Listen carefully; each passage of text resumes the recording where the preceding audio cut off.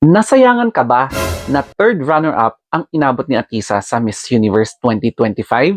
Kasi para sa akin, third runner-up is a very good accomplishment para kay Atisa Manalo, knowing na Miss Universe ito na pinaka nagbabardagulan na international beauty pageants in the world.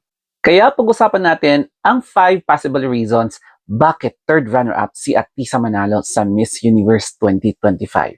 Unahin natin ang first possible reason at ito yung kanyang effort. Dito napapasok yung trainings, yung pinagpaguran niya, pinagpuyatan niya sa kanyang mga Q&A na enhancements, tapos yung pagdalo niya sa mga hosting gigs, lahat ng preparation talaga ginawa niya. So yung effort, yung sacrifices niya, talagang deserve niya na makapasok all the way sa top 5. Para sa akin, sinasabi ko na to noon pa, kontento na ako sa top 30 finish sa first cut. Basta ang importante, continuous yung placement ng Pilipinas. And ngayon, bonus na yung third runner-up. Kaya we should be happy for Atisa Manalo kasi third runner-up siya. Second possible reason ay yung Q&A ni Atisa Manalo, yung final answer niya. Kasi pwede natin sabihin na bet ng dalawang judge, pero hindi pala natin alam na yung tatlo or apat na judge ay hindi nila bet yung answer ni Atisa Manalo. In which, pahapyaw lang na i-expound ko, shinare niya na bakit dapat siyang manalo bilang Miss Universe ay nilink niya yung kanyang life story from poverty na yung isa sa mga ways para makaangat ay yung pagsali niya sa beauty pageants na yung kinikita niya ay sinishare niya sa family.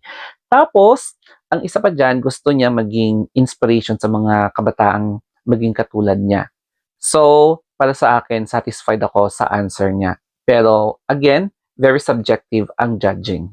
Pangatlo ay the face card. And yes, nagpadala ang Pilipinas ng isang maladyosang si Atesa Manalo.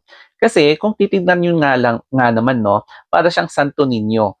So, yun yung napansin ko sa kanya nung sumali sa Binibini Pilipinas na um, aside from si Catriona Gray, nung lumabas yung mga pictures niya at sa Manalo, lalo nung sumasabak na siya sa Miss International, ay kakaiba din pala to, no? Parang Santo Niño yung face niya.